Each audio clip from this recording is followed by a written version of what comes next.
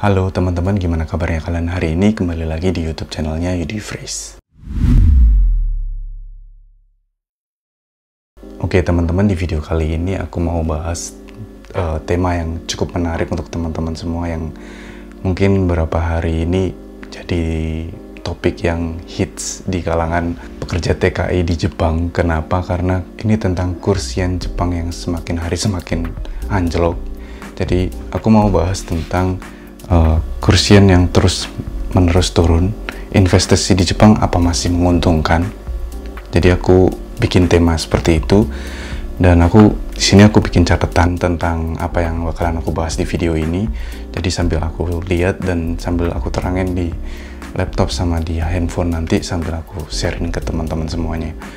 Nah, ini video ini aku khususin untuk teman-teman yang tinggal di Jepang sama yang mungkin mau tinggal lama di Jepang, atau yang di Indonesia yang punya rencana untuk tinggal di Jepang nantinya, bekerja di Jepang dan punya penghasilan di Jepang gitu ya. Nah, untuk yang poin pertama, sebenarnya teman-teman yang di Jepang pasti ngerasain akhir-akhir ini kurs di Jepang tuh anjlok banget. Dan di hari ini tadi aku juga sempat lihat di handphone itu, kalau hari ini tuh kursnya 1 yen itu cuman 103 rupiah.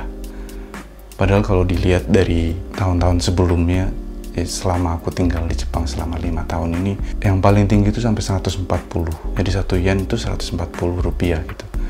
Sedangkan hari ini 1 yen itu 103. Bayangin jatuhnya tuh jatuh banget. Nanti kita lihat bareng-bareng di laptop biar teman-teman juga tahu simulasinya kayak gimana. Kita sambil lihat yang di laptop ya teman-teman. Ini kurs Japanese yen to Indonesian rupiah. Jadi ini kurs yen ke rupiah. Ini selama year to date, jadi untuk selama 1 tahun ini. Jadi waktu 3 Januari 2022 ini masih dalam 1 yen itu 123 rupiah. Bahkan ini sempat agak naik sedikit gitu, 125, terus 125 yang paling tinggi, kemudian turun terus 120, 111, 112 gitu kan, turun naik sedikit, bakalan turun lagi sampai akhirnya 108, 106, 7, 103 hari ini yang paling rendah. Dan kalau kalian lihat di 5 tahun sebelumnya misalkan ya, di 2017 117, 120 naiknya, terus naik terus di sekitar tahun 2019 yang paling tinggi itu sampai 143, itu 21 Juni tahun 2019 itu 143. Jadi 1 yen 143 rupiah itu cukup menggiurkan dan cukup ngagetin juga waktu itu. Dan itu aku waktu itu juga udah di Jepang ya. Dan nah sebenarnya naik turun sih. Dan yang paling tinggi 141 itu di tahun 2020. Dan ini turun lagi, terus naik lagi sedikit, turun lagi, dan akhirnya hari ini sampai 103. Dan ini udah diberitain di berbagai media di Indonesia juga. Kalian bisa lihat kalau yen anjlok ke level terendah 24 tahun. Terus ada yang bahas tentang yen rendah banget sampai membuat rekor 20 tahun terakhir ini gitu. Ini sangat memprihatinkan juga dan bikin kita yang tinggal di Jepang itu agak kesusahan, karena kalau misalkan kita mau kirim uang ke Indonesia jadinya jatuhnya dikit banget gitu. Itu yang teman-teman mungkin yang belum tinggal di Jepang pengen tahu cerita tentang kurs di Jepang yang makin hari makin anjlok akhir-akhir ini. Nah, apa sih yang harus kita lakukan untuk menanggapi itu? Terus apakah investasi di Jepang juga masih menggiurkan? Nanti kita bahas di berikutnya. Nah, apa yang harus kita lakukan? Apakah kirim uang ke Indonesia? Jadi kalau misalkan kita punya uang dari gaji kita terus kita tabung, apa kita kirim ke Indonesia aja ya biar setidaknya bisa bantu orang di Indonesia juga.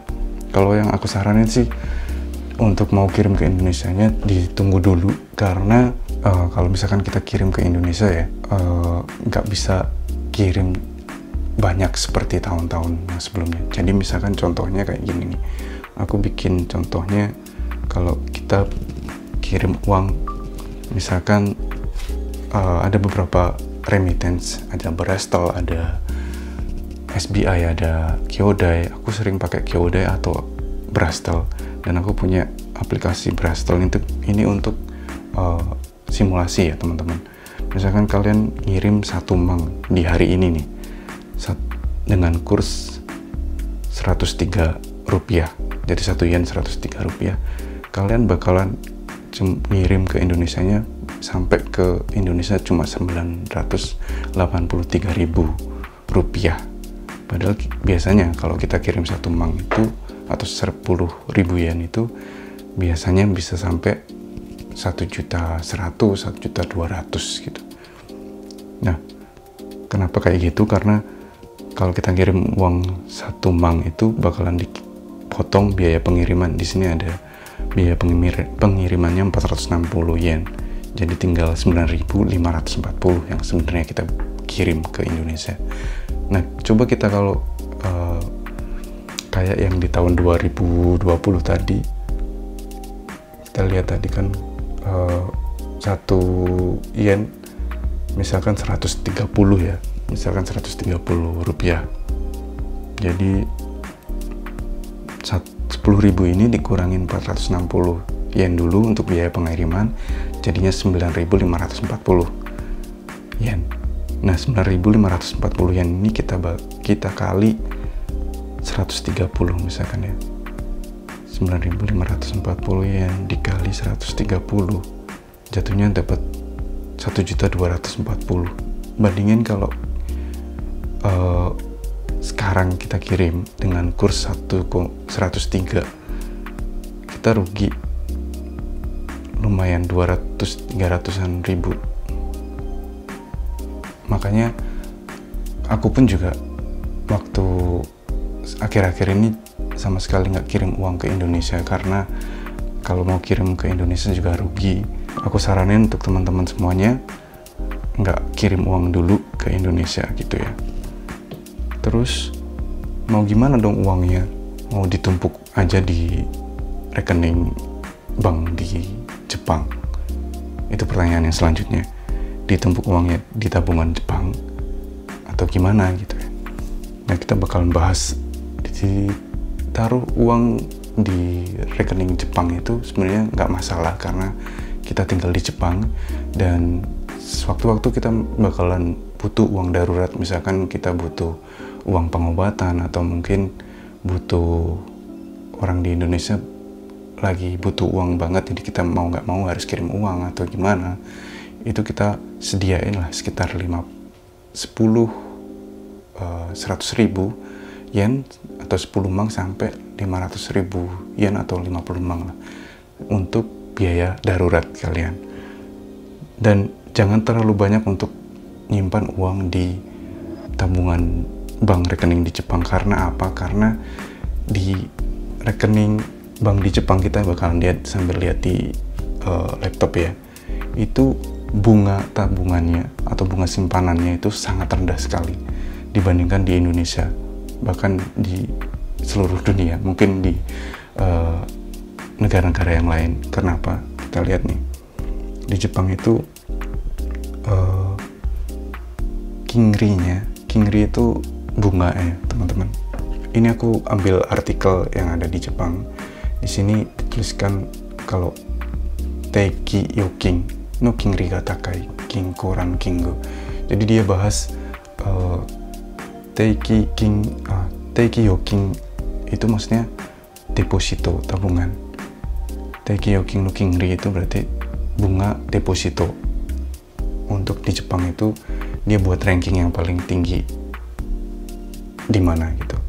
Nah, dia bahas kalau Teiki Yokin to wa kijitsu made okane o hikidasenai kawari ni futsu yokin yorimo takai kingri ga seitei sarete iru yokin no koto.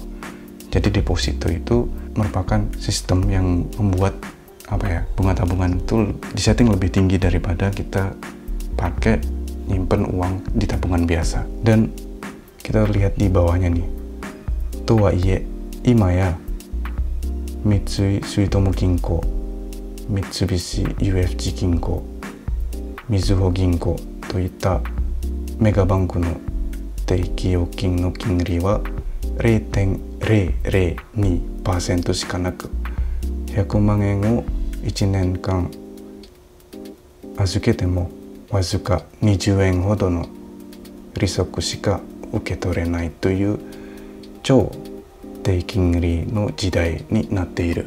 Jadi dia bilang kalau walaupun begitu, mega bangku yang ada di Jepang itu kayak misalkan Mitsui Suitomo Ginko, terus MUFG, terus Mizuho Ginko, itu 3 bank yang besar di Jepang ini pun bunganya cuman, padahal ini bunga deposito ya, bukan bunga simpanan bank biasa, itu bunganya cuman 0,002%.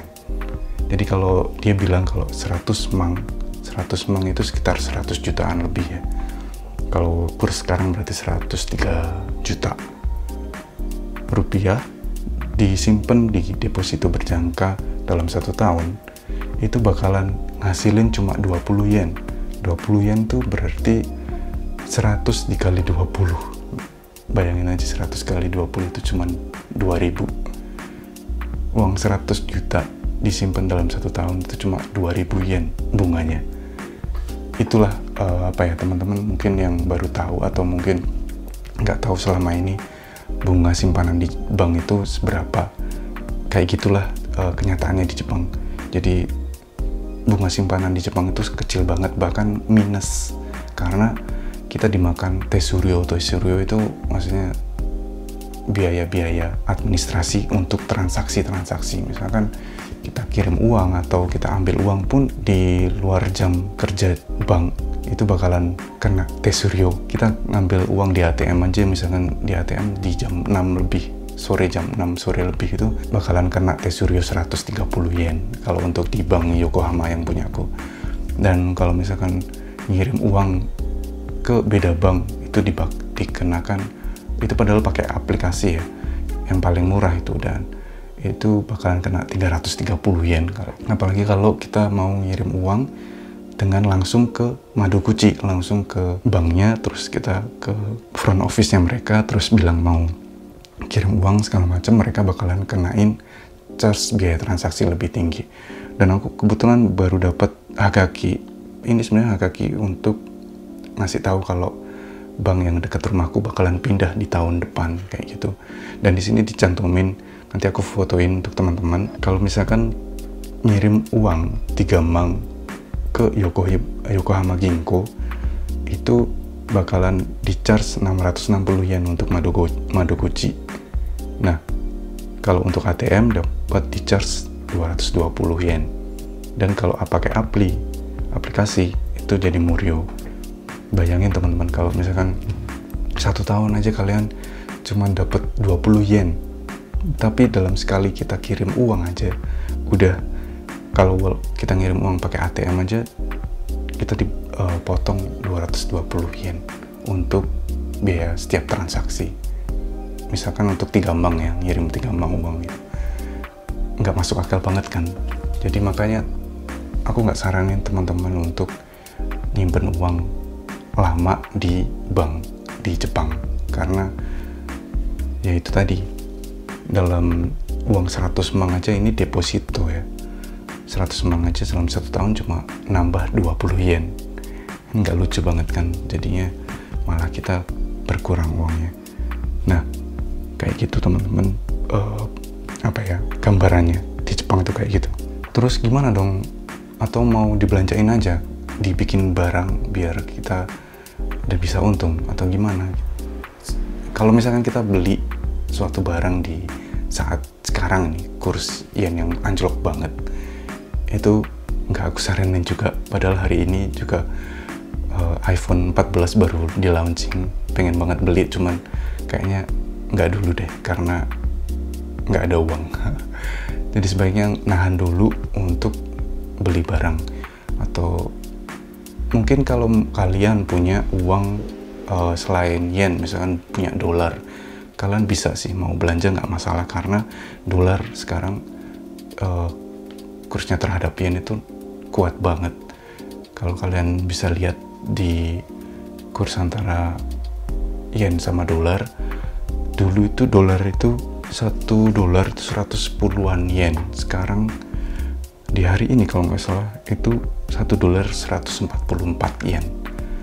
Itu beda banget. Jadi banyak kejadian diberitakan di televisi di Jepang kalau orang-orang dari luar yang punya dolar itu datang ke Jepang untuk belanja action figure, belanja iPhone bekas, belanja, bahkan ada yang belanja bangunan, beli apartemen, beli hotel, beli rumah di Jepang karena lagi diskon besar-besaran, karena kurs dolar itu lagi kuat dan yen itu sangat lemah. Jadi orang yang punya uang dolar sekarang lagi berbondong-bondong belanja ke Jepang. Kayak gitu, fenomenanya sekarang seperti itu. Nah, jadi gimana dong? Apa yang harus kita lakuin supaya kita itu tetap survive di masa-masa kritis di mana kurs yen ini anjlok banget gitu?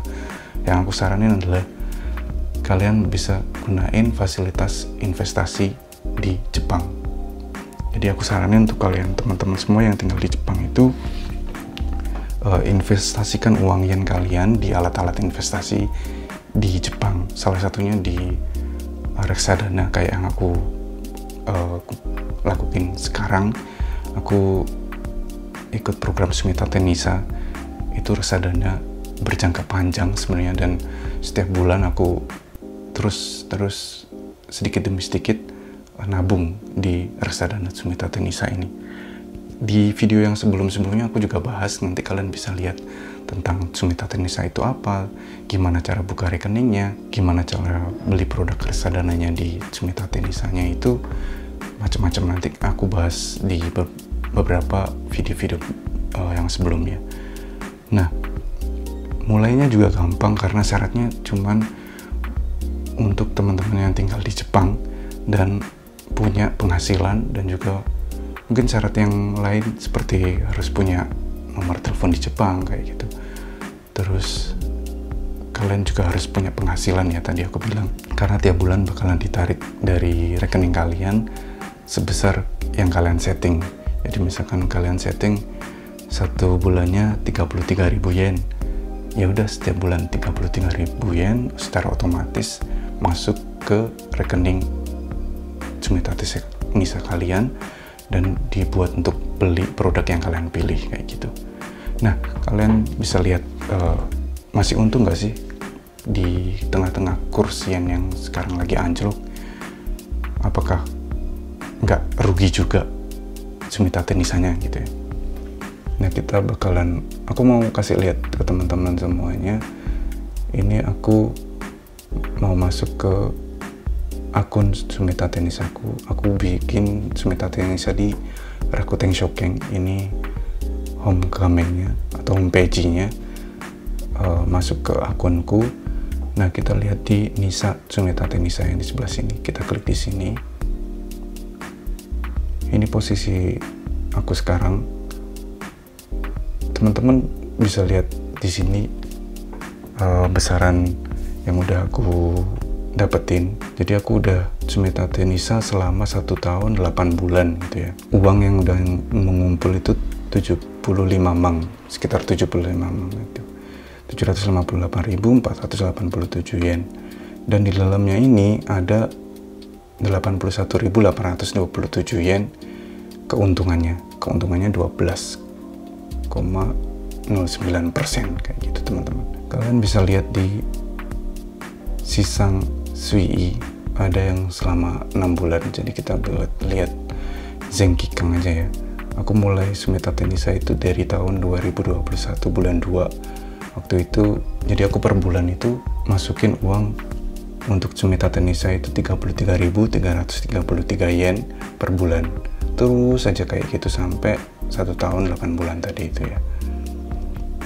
Gini 33.000, 66.000, jadi 99.000 per bulan naik terus. Dan di situ ada plus 8,37%. Itu berarti profit yang aku dapat sekitar 8% gitu ya. Nah, 8%-nya itu berapa? 8%-nya sebelah kiri. Jadi sebelah kiri itu uangnya. Jadi 13.962 yen kayak gitu.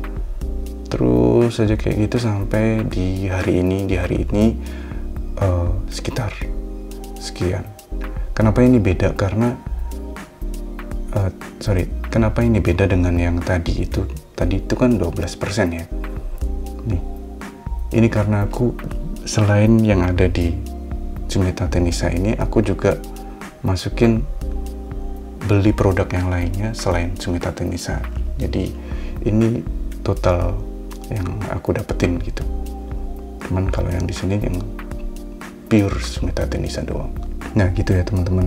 Aku udah nabung di reksadana ini selama 1 tahun 8 bulan, dan yang aku dapet itu sekitar profitnya 81.827 yen. Kalau di Indonesia rupiahin sekitar 8 jutaan. Itu padahal aku sama sekali nggak ngapa-ngapain. Tiap bulan aku diem aja, nggak ngirim, nggak ngotak-ngatik sesuatu. Udah aku setting tiap bulan ambil aja dari rekeningku sekian gitu. Dan setiap bulan mereka bakalan secara otomatis ngambil uangku dari rekening 3,3 mang selama 1,8 tahun. Jadinya profit 8 mangan, sekitar 8 jutaan. Lebih profit daripada kalian masukin uang ke rekening tabungan di bank di Jepang doang gitu ya. Gitu teman-teman, yang aku mau sampaikan ke teman-teman supaya teman-teman juga lebih terbuka wawasannya. Jadi kalau misalkan kayak gini krisis kurs yen yang anjlok, apa sih yang harus kita lakuin gitu. Jangan belanja dulu, jangan banyak-banyak nahan uang atau nabung uang di bank di Jepang, terus jangan kirim uang dulu di Indonesia. Misalkan kalian teman-teman yang pengen banget kirim uang ke Indonesia karena di Indonesia juga keluarga lagi butuh uang, sebaiknya aku juga punya prinsip jangan naruh investasi itu di satu keranjang. Kalau prinsipnya orang-orang investor tuh jangan taruh satu telur dalam satu keranjang gitu ya. Jadi aku selain di reksadana ini juga dulu aku bilang dulu karena apa? Karena aku udah 1 tahun ini nggak nambah saham lagi. Aku beli saham juga di Indonesia, dan selama ini aku 1 tahun nggak main saham lagi, itu lumayan banyak banget naiknya. Saham di Indonesia tuh luar biasa sih. Keuntungannya bisa persentase naiknya itu bisa gila-gilaan 30% ke atas. Makanya aku baru sadar juga setelah 1 tahun tanpa aku lihat nih, ternyata aku lihat beberapa minggu kemarin udah naik banget 30-40%.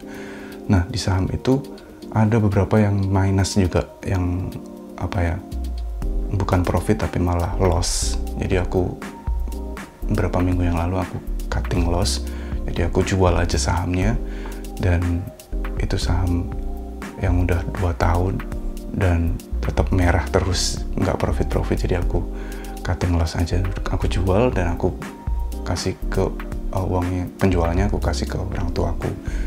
Jadi walaupun kita nggak bisa ngirim langsung dari yen ke Indonesia, kita bisa pakai nih saham yang ada di Indonesia untuk kita jual, untuk kita kasih ke orang tua, misalkan ke keluarga yang membutuhkan gitu. Jadi teman-teman kalau misalkan saat-saat seperti ini nggak bisa kirim uang dengan yen, kalian bisa gunakan tabungan kalian, saham kalian. Misalkan kalian juga tertarik untuk investasi saham, kalian juga bisa kirim saham, jual saham kalian, terus hasil penjualannya bisa kalian pakai untuk dikirim ke keluarga yang di Indonesia. Itu salah satu tipsnya. Dan jangan juga, kalau bisa jangan tergiur dengan benda-benda yang elektronik gadget kayak yang ini kan udah keluar iPhone yang terbaru, mungkin ditahan dulu aja. Kalau misalkan masih punya iPhone yang lama, pakai aja yang lama aja. Kayak gitu ya teman-teman. Jadi jawabannya dari tema yang aku buat tadi, kursi yang terus-menerus anjlok, investasi di Jepang apakah masih menguntungkan? Jawabannya adalah masih menguntungkan. Dan aku saranin teman-teman juga nyobain untuk investasi di Jepang sekarang juga. Kalau misalkan teman-teman ada yang mau ditanyain atau ada yang nggak tahu, tulis pertanyaan kalian di kolom komentar. Dan like jika kalian suka video ini dan sharing ke teman-teman semuanya. Jangan lupa juga untuk subscribe channel YouTube ini karena aku bakalan bikin video-video yang bermanfaat untuk teman-teman tentang Jepang dan tips-tips tinggal di Jepang dan juga hal-hal menarik lainnya tentang Jepang. Oke teman-teman, thank you udah nonton sampai habis dan sampai jumpa di video berikutnya. Bye-bye.